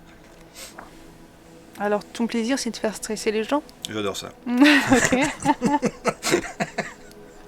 Alors c'est du masochisme, c'est... Donc, comme ça plonge tout de suite dans l'action et des choix à faire. C'est important parce qu'il y a pas mal... Il y a des parties qui peuvent s'enliser, qu'est-ce qu'on fait là non, là c'est un contexte qui oblige à l'action en fait. Ou à la réaction, ça dépend. Ok, alors bonjour, si vous venez de nous rejoindre, hein, donc nous sommes en discussion autour du jeu de rôle 17 au fil de l'âme, donc on présente un peu ça. Donc Laurent qui est comment dire, le chef, le chef Oui. du cygne jaune et le master, j'arrive plus à parler, le maître de jeu. Il est tard, c'est pour ça. Alors on peut utiliser plusieurs mots, hein, Meneur nous de jeu, peu maître importe, de hein, jeu. c'est pas grave, hein, vous pouvez appeler ça comme vous voulez. Donc Lui c'est-à-dire, ou grand maître et tout ça. Enfin, c'est celui qui va écrire l'histoire et qui va nous la faire jouer, qui va faire jouer ça à des joueurs. Et du coup, est-ce que quand tu as écrit là, ce que tu écris, tu as pensé à un nombre de joueurs, à des Non. types de joueurs? Moi j'aime bien 3 joueurs. 3 joueurs, Je trouve que d'accord. ça crée une dynamique. D'accord, 3 joueurs. 2 joueurs en général c'est pas la peine parce que s'il y en a un qui va dans une direction et l'autre de l'autre, et s'ils sont jamais d'accord, Ils ils sont sont jamais trop en d'accord. compétition. Voilà, c'est la compétition. 3 joueurs c'est bien. En général ça crée une dynamique différente, il y a toujours un petit pseudo-équilibre qui se crée quand même. Oui, mais du coup, ça fait du 2 contre 1 aussi. Ça peut faire ça. Et quel type de joueur? Eh ben, humain. Possédé. Voilà, j'ai pas de type de joueur particulier. Ok, donc là... Des Lorrains peut-être, qui ont envie de découvrir un petit pan de leur histoire. Ok. Donc là, pour le moment, on n'a pas encore de scénario concret à proposer. Mais c'est vrai que tu m'as dit la dernière fois que tu préférerais quand même jouer avec des gens que tu connais. Oui. Ouais, pour le moment, pour certains Oui. scénarios, on va faire ça avec des gens qu'on connaît. Et après, quand on sera un peu plus habitué, notamment à Twitch, qui est un peu nouveau pour nous. Mais qui est presque le passage obligatoire maintenant au jeu de rôle au vu des circonstances. Il n'y a pas d'obligation, mais bon, c'est une développe possibilité. Pourquoi pas jouer avec des inconnus en direct sur notre Twitch, ça pourrait être assez drôle. Oui. Donc c'est un peu un appel lancé si ça vous intéresse. Donc n'hésitez pas, vous avez vu que j'ai mis un layout qui explique tous nos réseaux sociaux. Donc on a un Facebook, un Twitter, un Instagram, on a une chaîne YouTube. Donc cette vidéo sera retransmise sur la chaîne YouTube normalement. Et aussi un WordPress qui est le site de base sur lequel sont concentrées toutes les informations. Comme ça vous pouvez voir un peu ce qu'on a fait. Donc on est aussi un peu en adaptation par rapport au contexte actuel. On est plus... ce que nous préférons, c'est c'est créer du contenu. C'est plus... Limite, on préfère plus créer que jouer.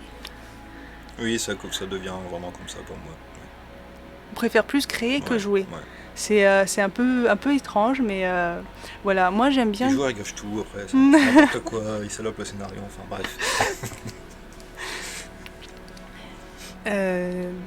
Voilà, en fait le jeu de rôle ça peut être plein de choses. Moi aussi j'ai créé aussi des petits scénarios, des petits scénarios. C'était bien, pour, que j'ai pu tester. Voilà, ce qu'on essaye de mettre en place aussi c'est des jeux à deux, enfin un maître de jeu, un joueur. Donc moi c'est ce que j'ai fait, tout simplement parce que c'est beaucoup plus pratique. Parce qu'en fait dans le jeu de rôle avant, quand on pouvait se réunir, c'était compliqué de réunir plusieurs personnes sur la même tranche horaire. Il y avait toujours des emplois du temps de chacun. L'agenda c'est toujours quelque chose de compliqué. Voilà, et du coup finalement plus t'es nombreux, plus tu as du mal à réunir 6 personnes au même endroit. Enfin, oui. C'est un peu étrange. Parce qu'en fait, c'est des sessions qui peuvent durer 3 heures, 4 heures, 5 heures. Donc, il faut pouvoir le mettre aujourd'hui. Du coup, jouer à deux, c'est vraiment intéressant. Il y a des jeux de rôle qui existent comme ça, où on peut jouer à deux. Tu en connais, là, par exemple? Non. Non, mais je pense que Thomas Munier fait ça, non? Oui, Thomas Munier... créateur de jeux indépendants, ouais. Originaire des Vosges, faisons-lui de la pub parce qu'il fait vraiment des produits exceptionnels, je trouve, qui sont vraiment très intéressants.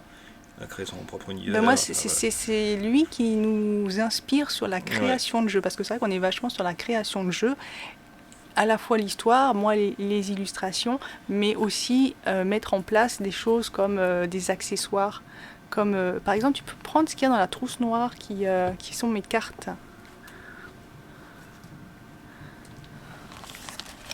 Voilà. Par exemple, j'avais écrit une histoire que j'avais commencé à faire jouer à Laurent. Et ce que je voulais faire, c'était créer une galerie de personnages. Des personnages entre guillemets normaux, hein, ça ne veut rien dire normaux, mais qu'on peut trouver facilement. Donc je me suis inspirée du quotidien, on va dire. Voilà, je me suis inspirée du tarot pour créer les noms de personnages qu'ensuite on peut adapter. C'est-à-dire qu'ils ont d'autres noms dans mon jeu. Comme ça, c'est-à-dire que je peux dire, oui, tu rencontres cette personne, Voilà, il n'y a pas écrit son nom parce que ce serait trop facile. Tu dis, ah oui, cette personne Oui. était blonde, telle Oui. personne, etc. Donc, Comme dans la vie, en fait.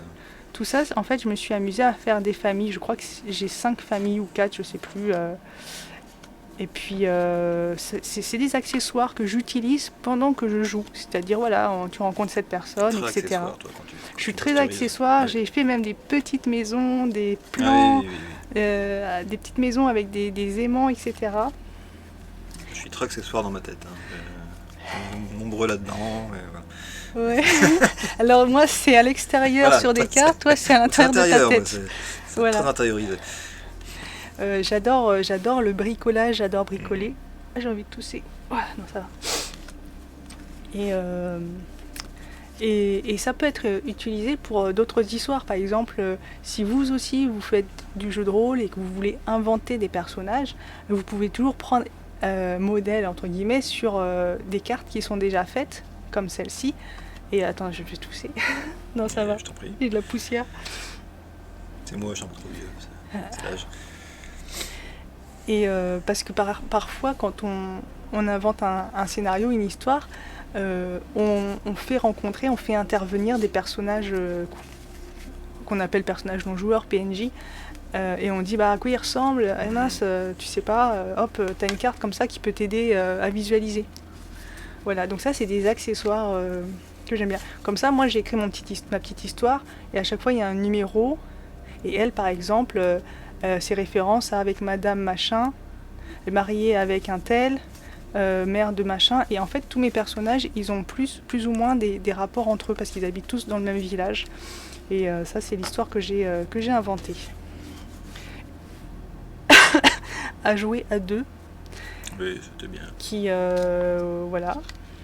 Donc on est donc au Cygne Jaune, on aime bien créer des histoires, créer des univers et créer des accessoires. Et un petit peu s'enraciner dans le local aussi. Et C'est du une composante coup, importante de ce qu'on fait, je trouve.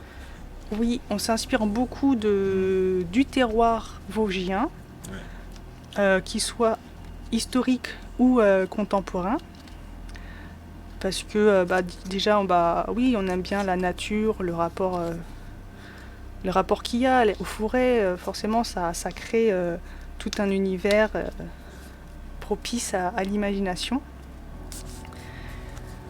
Vas-y, continue. Non, contemporain, tout ce qui est bébé nageur et des choses comme ça, c'est ça, ouais. La forêt, oui, c'est d'ailleurs ce qui a... La forêt vosgienne, c'est ce qui a inspiré Thomas Munier pour la création de son univers qui s'appelle Milvaux. Oui, c'est aussi lui qui m'a... C'est aussi son travail qui m'a inspiré pour faire mon jeu de cartes. De personnages. C'est pas non plus innocent, on parle de terroir, de raffinement. J'ai choisi de commencer à écrire une campagne pour 17 qui se passe en Lorraine. Hein.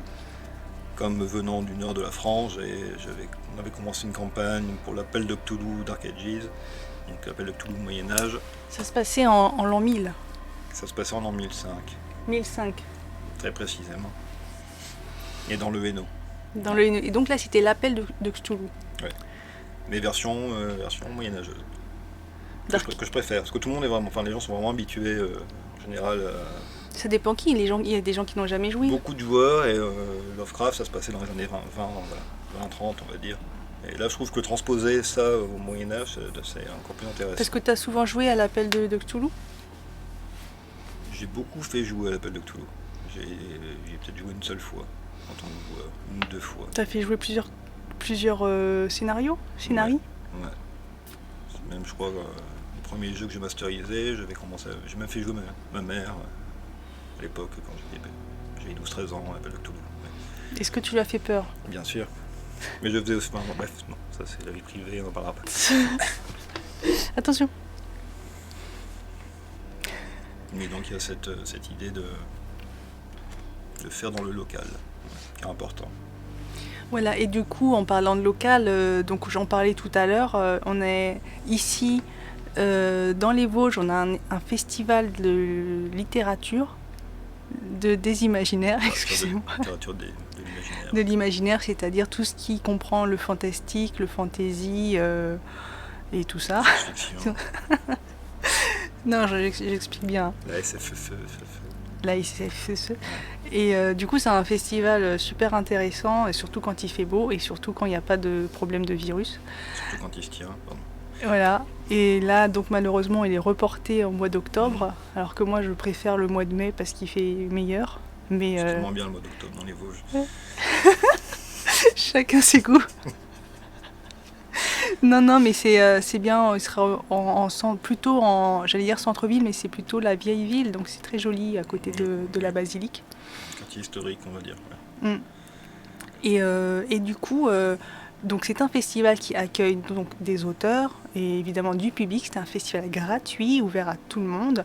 Et il y a aussi des expositions et des interventions qui se déroulaient dans les Magic Mirror, donc des grandes tentes avec une capacité d'accueil assez importante. Comme ça, on pouvait écouter des conférences ou des échanges entre auteurs, éditeurs, donc à la fois sur les sujets des livres ou même sur comment on devient auteur, des choses comme ça. Et il y a aussi pas mal de stands plus shopping, j'ai envie de dire, parce qu'il y a vraiment... Il y a les marchands du temple qui sont là, qui sont toujours là. Il y a vraiment comment dire, un espèce de...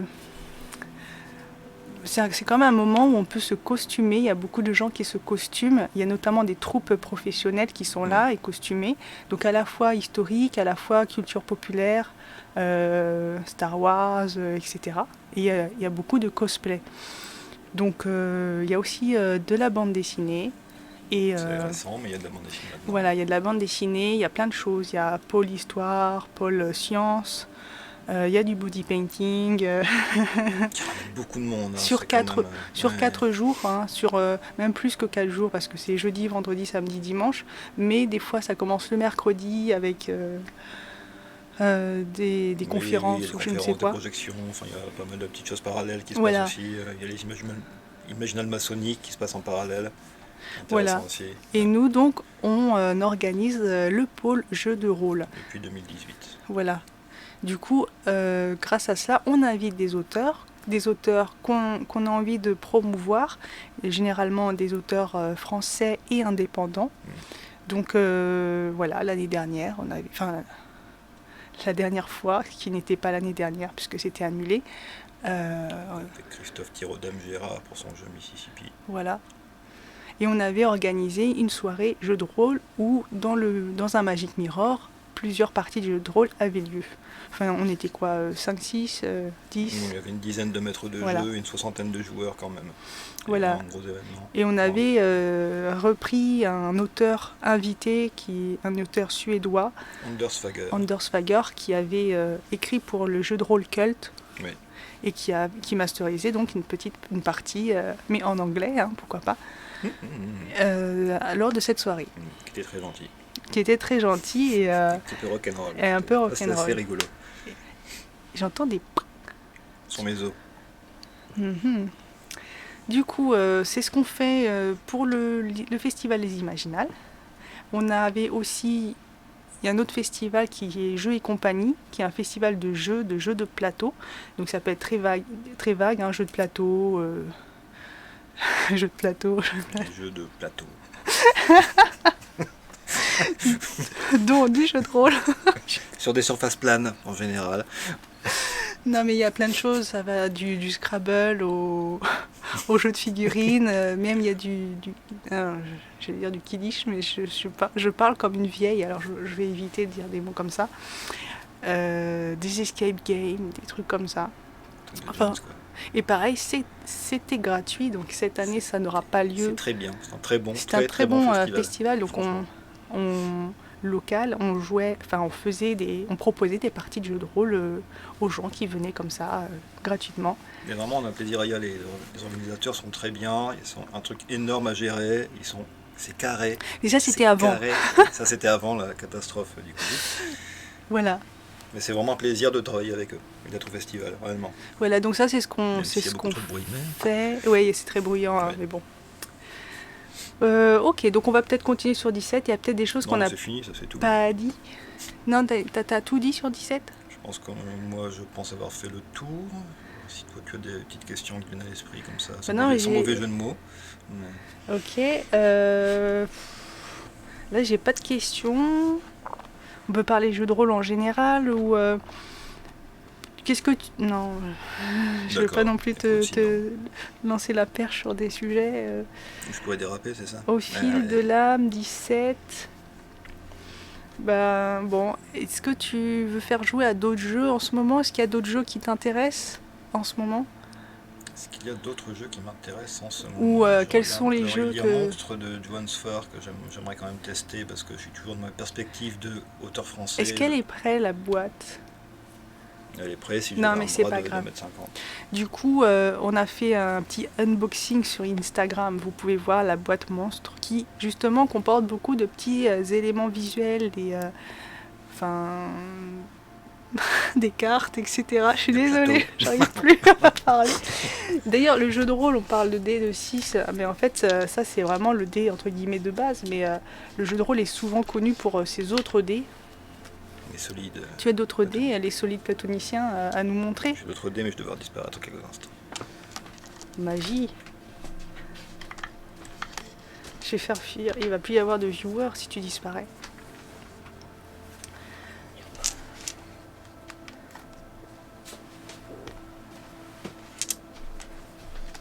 Donc n'hésitez pas à venir intervenir sur le chat pour parler un petit Bonjour, peu, bienvenue sur le film. pour dire des choses. Est-ce que vous connaissez le jeu de rôle? Est-ce que vous, comment dire, vous avez déjà joué? Ou est-ce que vous n'avez jamais joué et vous voudriez vous lancer? Est-ce que vous avez des livres mais vous n'avez pas de joueurs? Est-ce que vous êtes hyper connaisseur technique pour faire des super jeux de rôle en vidéo? Parce que moi, la technique, j'avoue, ça me fait Trop peur. vieux. Non. Et la dernière fois, j'ai trouvé une chaîne Twitch avec un vieux monsieur, j'étais contente. Mais c'est un japonais. Non, il est européen, Oui, c'est vrai. mais il habite au Japon. Ah voilà. Ça s'appelle Print. Mince. Ça, c'est quand j'arrive bien à parler. C'est la mémoire, c'est l'âge, c'est ça? Ah, je suis désolée. Bref, il fait de la gravure. Oui. Et je monte les dés de vampire parce que... Donc, Vampire V5. Non, c'est pas un jeu qui te... Je peux l'ouvrir? Non, j'ai Oui, tu peur peux de l'ouvrir. casser. Vampire V5. Oui. Non, Vampire était un bon jeu. Parce qu'en fait, Voilà. Vampire, ils ont fait des dés. Ça se joue surtout des dés à 10 faces, qu'on appelle des D10, qui ont des petits logos, parfois. Enfin bon, voilà quoi. On peut jouer avec Aussi des faces noires. Sinon, on peut jouer avec des dés à 10 faces tout à fait classiques. Là, c'est juste parce que j'ai voulu me faire plaisir, ce qui est très très rare que j'achète des produits dérivés, des choses comme ça. Les goodies en jeu de rôle, je déteste ça. J'ai essayé de me faire plaisir parce que Vampire était mon jeu préféré au siècle dernier. Voilà. D'ailleurs, ils sont assez moches, je trouve. C'était pas du tout comme ça sur voilà. Les dés qui sont sur la photo de présentation me semblent beaucoup mieux. Ils sont noirs sur fond Ils sont rouge. noirs sur fond rouge, et je préfère largement. Bon bref. Ça c'est les D10, ça c'est des vampires de base, quand c'était couverture verte. Et pas du tout. Pas du tout, voilà. Ce sont des Donc dés à 12 faces. pas du tout, c'était des dés à 12 faces, des dodécaédras. Tout de suite, ça fait sérieux de cadre, ça pose. Ah, mais un dé jaune, tu l'as volé à quelqu'un? Oui, oui, je pense que je l'ai volé ou quelqu'un l'a mis dans ma boîte pour essayer de me traumatiser. Non, mais parce Ce ne qu'en sont pas fait, on est le signe jaune hein, quand même, on devrait avoir des dés jaunes. Je déteste la couleur jaune. Mais... Voilà. Alors Tout tiens, le monde s'en fout, mais pourquoi est-ce qu'on s'appelle le signe jaune? c'est par rapport à des nouvelles de Chambers, en fait, qui était un inspirateur de Lovecraft, qui était un écrivain du 19e siècle. J'ai rien Qui a écrit entendu. donc un ensemble de nouvelles qui s'appelle Le Roi en jaune. D'accord, le roi en jaune. Donc tu as voulu rendre hommage au roi en jaune en appelant notre association le signe jaune. Voilà, oui, parce que ça se passe à l'époque. On voit que c'est un cadre décadentiste et c'est une littérature que j'aime bien, littérature décadentiste, fin de siècle, voilà. Et Chambers, c'est une des inspirations de Lovecraft. Et donc, est-ce que tu fais intervenir le personnage du roi en jaune de temps en temps dans tes histoires? Jamais. Oui, oui, ça m'arrive. C'est un petit peu, c'est aussi une chose avec laquelle j'essaie de me faire plaisir. Notre association s'appelle le Cygne Jaune. J'essaye de mettre le roi en jaune dans pas mal de campagnes différentes. Voilà, une sorte de petit défi personnel que je me suis fait comme ça. Et il fait peur à chaque fois qu'il intervient. Enfin, moi, ça me fait peur. Ouais.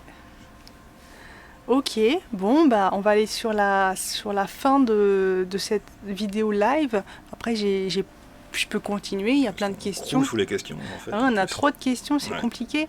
Est-ce qu'il y a des actualités? Donc là, tu as envie de jouer à 17, donc tu as écrit un scénar, c'est prêt, c'est pas prêt? C'est pas encore prêt, je suis en train de rédiger une campagne, fignoler des points d'histoire précis. Mais tu n'étais pas en train de préparer un autre jeu? Oui, même petite création personnelle. C'est-à-dire, tu veux en parler ou pas?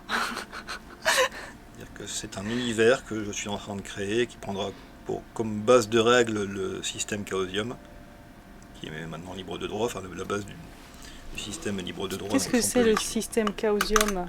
En jeu de rôle, on va dire, c'est le système à pourcentage. Voilà, c'est-à-dire que vous avez des compétences, enfin les joueurs ont des compétences qui sont de 0 à 100%, va-t-on dire. C'est 2 dés comme ça? Ce sont les dés à 10 faces, voilà, qu'on utilise, et il faut simplement faire avec ces 2 dés-là. Donc unité et dizaine. Il faut faire en dessous du score qu'on a dans l'action qu'on veut entreprendre. Voilà. Un système très simple et que j'utilise depuis longtemps. Ok, le système, c'est pour les gens techniques. Il y a toujours des gens qui aiment bien les questions techniques. Ouais. Mais l'histoire, ça se passera où? Ça se passera quand? Ça se passera où? Ça se passera dans une espèce de nord de la France fantasmée et précisément dans l'univers des mines. D'accord. Voilà. Et à quelle époque? Alors j'hésite encore.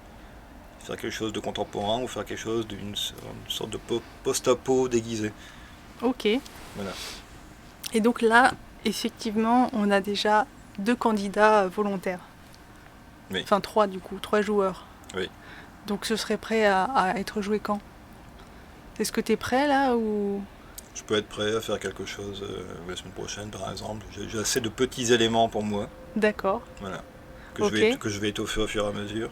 Mais j'ai déjà assez d'éléments de base pour... je sais déjà à quoi ressemble l'univers dans ma tête. Voilà. Ok. Et tu as d'autres histoires écrites sur d'autres jeux de rôle Il y a toujours une campagne en cours pour White Lies, qui est un jeu d'espionnage, qui est une traduction du Grumpf, qui est aussi un auteur indépendant français. Donc c'est un jeu américain à la base, White Lies, mais ça a été traduit par le Grumpf. Voilà. C'est un jeu très simple aussi. C'est quoi comme histoire? L'histoire, c'est que les joueurs appartiennent à un service d'espionnage ou contre-espionnage qui s'intéresse au surnaturel. C'est étonnant, très étonnant, dans mes univers. Et là, vous êtes confronté à des phénomènes qui se passent au Royaume-Uni. D'accord. Précisément dans le Shropshire. D'accord. Voilà. Ok, bon bah qu'est-ce qu'on peut dire d'autre? J'ai plus d'idées, j'arrive plus à parler. Oui, je sais pas. En 17, je pense qu'on a fait le tour, pour le coup. Ouais. D'accord. Bon bah alors ça va être la fin de notre émission, j'arrive pas à trouver la caméra vu que je suis... Donc en tout cas, merci à toutes les personnes qui sont passées pour voir un petit peu ce qu'était notre petite discussion. Si ça vous a plu, si ça vous a intéressé, n'hésitez pas à nous le dire. Je pense qu'on va refaire des choses comme ça sur des sujets totalement improvisés. Bon là, je pense qu'on a vu qu'on n'avait pas préparé. C'est aussi l'idée en fait. Enfin, Laurent a préparé énormément, il a lu... il a bien compulsé son ouvrage, mais moi, je ne savais pas quelles questions poser. Et ça allait. Non, mais oui, donc en fait, l'idée, c'est vraiment de faire une espèce de discussion, questions-réponses comme ça, et essayer d'intégrer un peu le chat pour que ce soit un peu plus interactif, mais après, il n'y a aucune obligation. Et puis, du coup, le Cygne Jaune est toujours en activité, toujours créatif, toujours inspiré par de nombreux joueurs et de nombreux créateurs de jeux, notamment des productions françaises indépendantes qu'on aime à faire de la pub, et surtout des choses qui sont, entre guillemets, laissées par les qui sont pas les grandes pointures. Donc on peut Mhm. aussi aimer les grandes choses, les Cthulhu et tout, il n'y a aucun problème. Mais on aime bien faire un peu de promotion pour les gens qui sont un peu mis de côté, car là il y a vraiment une grande qualité dans ce jeu et beaucoup de possibilités. Donc 17 au fil de l'âme par Bastien Lyonnais et Marc Aubert. La couverture est illustrée, ça sera important, je pense, de citer quand même l'illustrateur, c'est Pierrick Martinez ou quelque chose comme ça. Pierrick Martinez. J'avais... Merci de penser aux illustrateurs. C'est important.